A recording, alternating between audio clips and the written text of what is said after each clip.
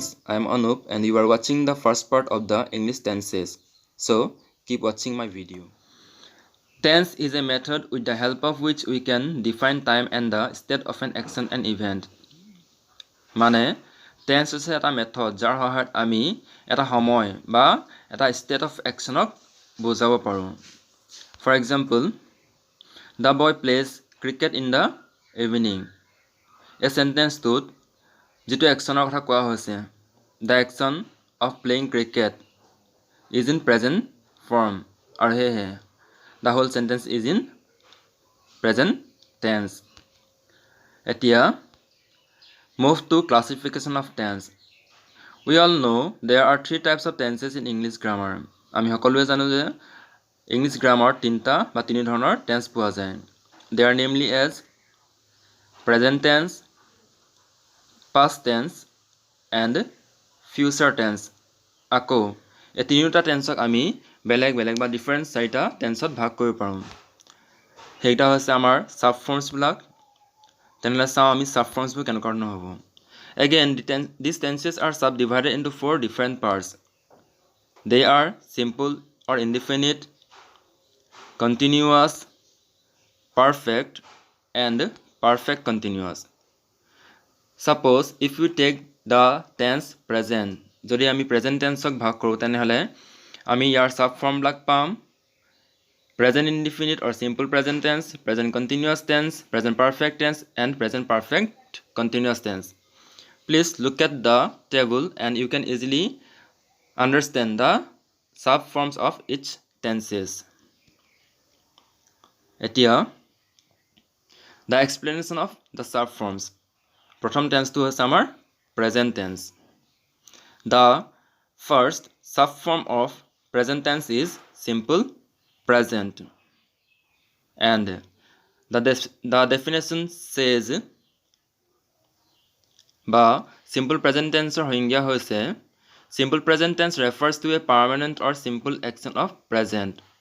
যদিহে আমি কিবা এটা permanent বা simple actionৰ কথা কওঁ যিটো বৰ্তমানৰ হয়, সি সদায় আমি simple present tenseত লিখিব লাগে. For example, the man often gets late for office. Here in this sentence, we find almost a permanent action of the subject man. Or here, the whole sentence is in present or simple present form. এতিয়া আমি sentence structure লৈ বা বাক্যৰ গাঁথনিটো লৈ. The sentence structure of simple present tense is subject, verb 1 or verb 5 plus object. For example, I play cricket or he reads book. Here in these sentences, I and he are subjects, play and reads are verbs, and cricket and book these are object. Now a question might occur in your mind. হয়তো তোমালোকৰ মনত এটা প্ৰশ্নৰ উদয় হ'ব পাৰে যে verb 1 আৰু verb 5 কি হয়. As we all know, we find verb into three different forms. আমি সকলোৱে জানো যে ভাৰ্বৰ তিনিটা ফৰ্ম থাকে. They are verb 1 that means present form, verb 2 that means past form, and verb 3 that means past participle form. কিন্তু নিজৰ সুবিধাৰ বাবে আমি ভাৰ্বক আৰু দুটা ফৰ্মত ভাগ কৰি ল'ব পাৰোঁ.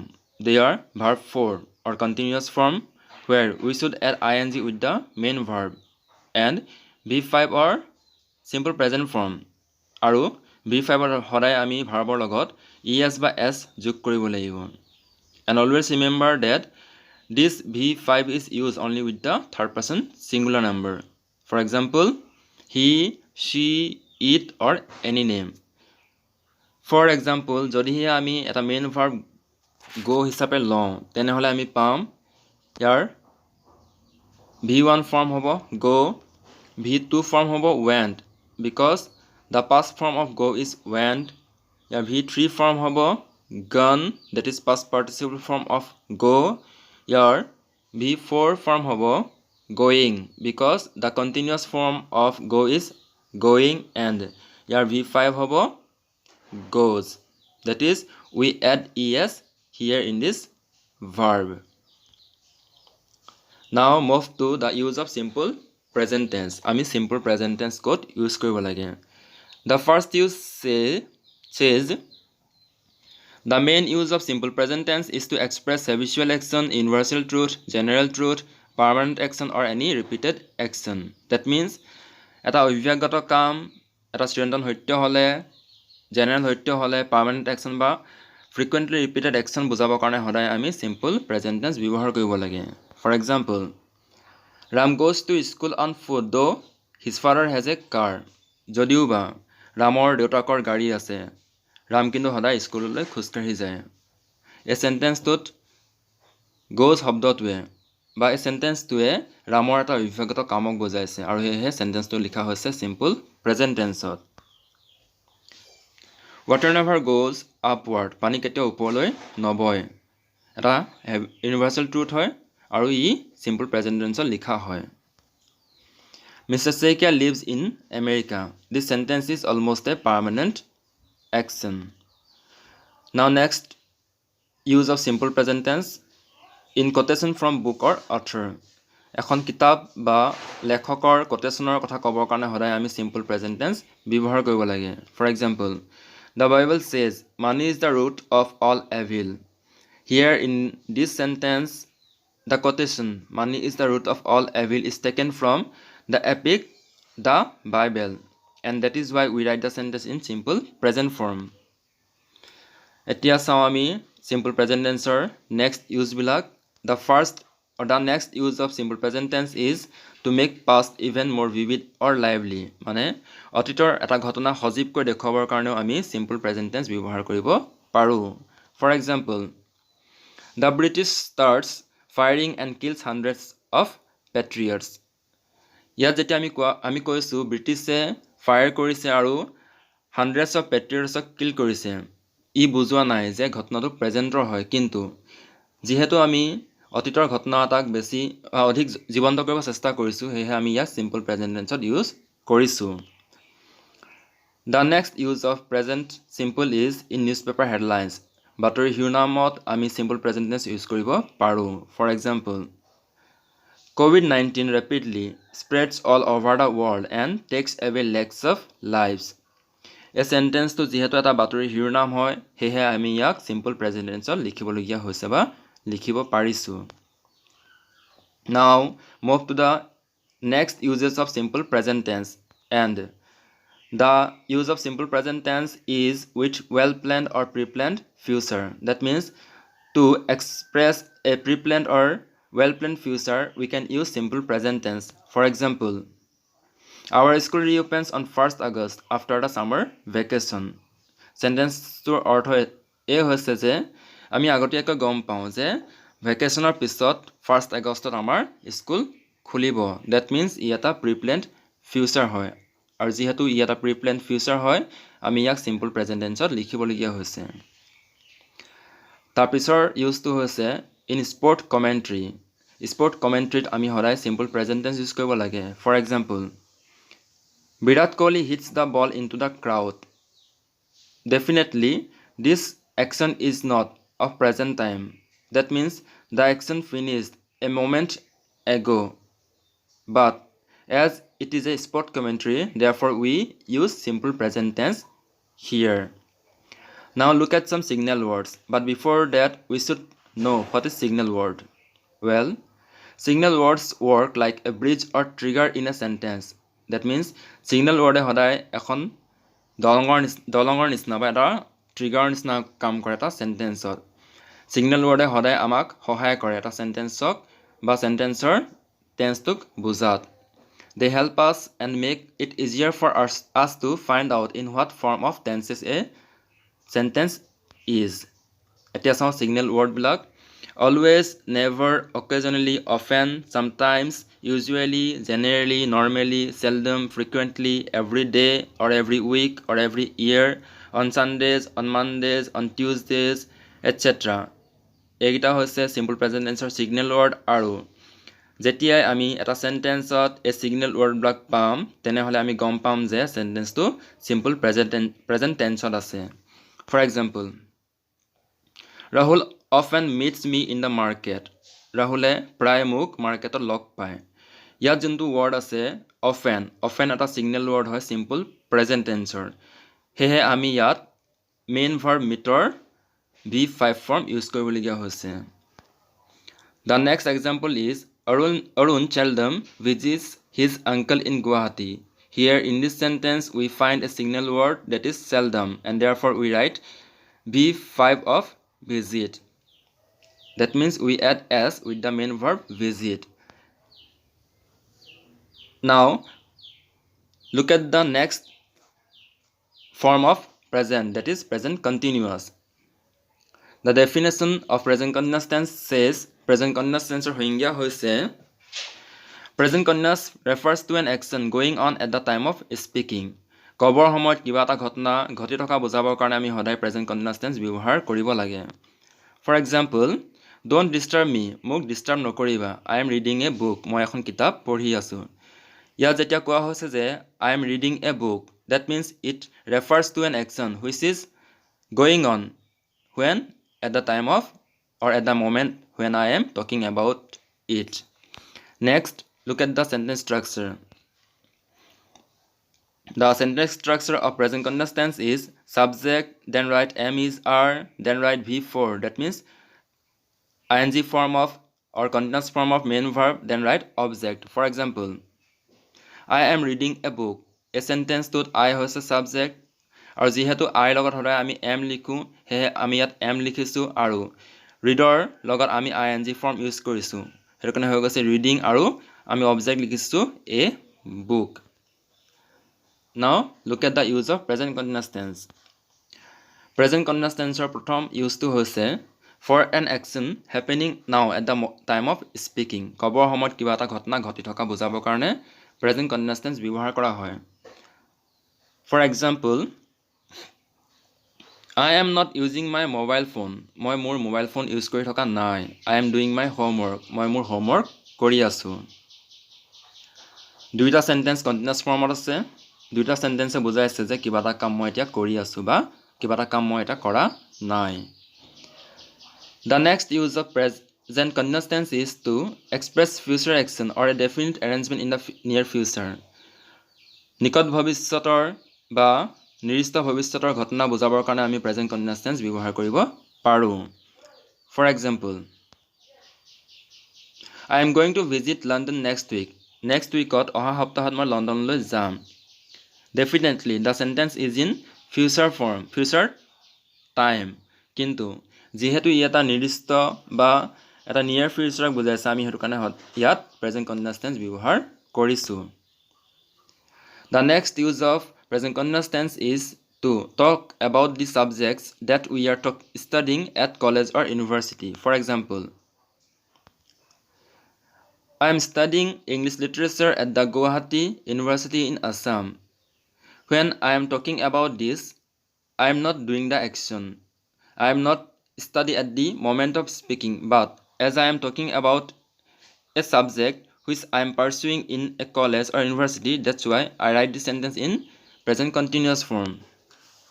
Now look at the non-progressive verbs. The non-progressive verbs are the listen, see, look, smell, taste, feel, contain, love, like, hate, belong, know, believe, touch, want, wish, have, own, etc. এইকেইটা হৈছে non-progressive verb আৰু এই ভাৰ্বৰ লগত কেতিয়াও আমি ing যোগ কৰিব নোৱাৰো. For example, it tastes good. Sentence to কোৱা হৈছে কন্টিনিউয়াছত কিন্তু যেহেতু টেষ্ট হৈছে নন প্ৰগ্ৰেছিভ ভাৰ্ব হেহে আমি কন্টিনিউয়াস টেন্সৰ বাক্য হলো ইয়াক সিম্পল প্ৰেজেন্ট টেন্সৰ লিখিবলগীয়া হৈছে. Do you understand what I mean to say? Sentence to ইয়াতো প্ৰেজেন্ট কন্টিনিউয়াস টেন্সৰ কথা কোৱা হৈছে কিন্তু যেহেতু আন্ডাৰস্ট্যান্ড এটা নন প্ৰগ্ৰেছিভ ভাৰ্ব হয় হেহে আমি সেন্টেন্স টু সিম্পল প্ৰেজেন্ট টেন্সৰ লিখিবলগীয়া হৈছে. Now look at the definition, sentence structure and use of present perfect tense. The definition of present perfect tense says present perfect tense refers to an action which is finished at the time of speaking. তাৰ মানে কবৰ সময়ত কিবা এটা ঘটনা শেষ হোৱা বুজাবৰ কাৰণে আমি present perfect tense ইউজ কৰিব লাগে. For example, I have already rung to my father and informed about my success in the examination. মই already মোৰ দেউতালৈ ফোন কৰিলো আৰু মই যে পৰীক্ষাত সফল হৈছো তাৰ বিষয়ে ইনফৰ্ম কৰিলো. তাৰ মানে সেন্টেন্সটো এটা এনেকুৱা ঘটনাৰ কথা কৈছে যি কবৰ সময়ত ফিনিশড হৈছে আৰু ইয়াত আমি প্ৰেজেন্ট পাৰফেক্ট টেন্স ইউজ কৰিবলগীয়া হৈছে Now look at the sentence structure. The sentence structure of present perfect tense is first write subject, then write have or has, then write past participle form or V3 of verb, then write object. For example, Ram has completed the work. Yat by sentence to Ram hoise subject, has hoise auxiliary verb. Aru jihetu Ram third person singular number, hehe ami yat has use koriboligya hoise. তাৰ পাছত আমি লিখিছো কমপ্লিটৰ third form that means past participle form completed আৰু object লিখিছো আমি the work now look at the use of present perfect tense present perfect টেন্সৰ প্ৰথম ইউজটো হৈছে to express an action just finish এই মাত্ৰ শেষ হোৱা কিবা এটা ঘটনা বুজাবৰ কাৰণে আমি প্ৰেজেন্ট পাৰফেক্ট টেন্স ইউজ কৰিব লাগিব for example the man had just left the room মানুহজনে এই মাত্ৰ ৰুমটো লেফট এৰি গুচি গ'ল Sentence to eta just finished to action কথা কৈছে আৰু হে লিখা হৈছে present perfect tense Second use of present perfect tense says to express a past action the result of which is still continuous তাৰ মানে এটা past action কথা ক'ব যাৰ ফল যাৰ result এতিয়াও আমি পাই থাকিম For example I have cut my finger it is still bleeding মোৰ আঙুলি কাটিল কিন্তু এতিয়াও তেজ ওলাই আছে বা মোৰ আঙুলি কাটিল তাৰ ফল এতিয়াও পাইছো মই তাৰ ফল এতিয়াও ওলাই আছে তাৰ মানে এতিয়াও মোৰ আঙুলিত বিষ অনুভৱ কৰিয়ে আছো Now the signal words of present perfect tense The signal words of present perfect tense is already just ever recently still yet etc Signal words বিলাক হৈছে already just ever recently still yet আদি আৰু যেতিয়া আমি এটা সেন্টেন্সত এ signal word পাম আমি সেন্টেন্সটো লিখিব লাগিব প্ৰেজেন্ট পাৰফেক্ট টেন্সত for example The man has just left the room যেহেতু সেন্টেন্সটোত আমাৰ সিগনেল ওয়াৰ্ড আছে জাস্ট হেহে আমি present perfect tense sentence structure use কৰিবলগীয়া হৈছে আমি ইয়াত লিখিছো সাবজেক্ট হিচাপে the man third person singular number হোৱাৰ কাৰণে আমি লিখিছো has জাস্ট এটা সিগনেল ওয়াৰ্ড হয় আৰু আমি লিভৰ থাৰ্ড ফৰ্ম লেফট লিখি ইয়াৰ আমি এটা অবজেক্ট বা এক্সাম লিখিছো the place Next example is I have not still visited America Again this sentence is in present perfect form and she has already left for the airport A sentence আমি signal word পাইছো already আৰু sentence লিখা আছে present perfect tense Now look at the definition of present perfect continuous tense The present perfect continuous tense says it refers to an action has been going on for some time and is not finished yet. That means অতীতত আৰম্ভ হোৱা কাম এটা যি এতিয়াও বা বৰ্তমানো চলি আছে For example It has been raining for an hour এঘণ্টা ধৰি বৰষুণ দি আছে তাৰ মানে বৰষুণ দিয়া কাম আৰম্ভ হৈছিল এঘণ্টাৰ আগত কিন্তু কবৰ সময়টো কামটো চলি আছে ইয়াৰ সেন্টেন্স স্ট্ৰাকচাৰ হ'ব Subject, have been or has been, verb 4, that means ing form of verb, aru object. For example, he subject hoy has been, jehetu he hoise third person singular number, ami yat likhisu has been. Reading hoise reader continuous form, aru object hoise a book. Now look at the use of present perfect continuous tense. Present perfect continuous tense or prothom to use hoise For an action which began in the past and is still continuing তাৰ মানে এনেকুৱা এটা action যেটো অতীতত আৰম্ভ হৈছিল কিন্তু মই কবৰ সময়টো কামটো চলি আছে For example I have been waiting for an hour In this sentence the action started an hour ago but is still on progress at the time of speaking or at the moment when I am talking about it Now look at some signal words Present perfect continuous tense or prothom to signal word hoise since and it is used with a point of time which is always a definite time and the second signal word is for which is used with a period of time or with indefinite time For example She has been a teacher since 2003 এই বাক্যটোত যে তেওঁ এগৰাকী teacher হয় হে কামটো আৰম্ভ হৈছিল 2003 চনত কিন্তু কামটো এতিয়াও চলি আছে বা অতীতও ভৱিষ্যতেও চলি থকাৰ এটা সম্ভাৱনা আছে। সেই সেন্টেন্সটো লিখা আছে প্ৰেজেণ্ট পাৰফেক্ট কণ্টিনিউয়াছ টেন্সত। Look at the sentence very carefully that we use since here because 2003 is a definite time. Now the next example. The next example is the boy has been playing for an hour. In this sentence, the action started an hour ago but is still on progress at the time of speaking.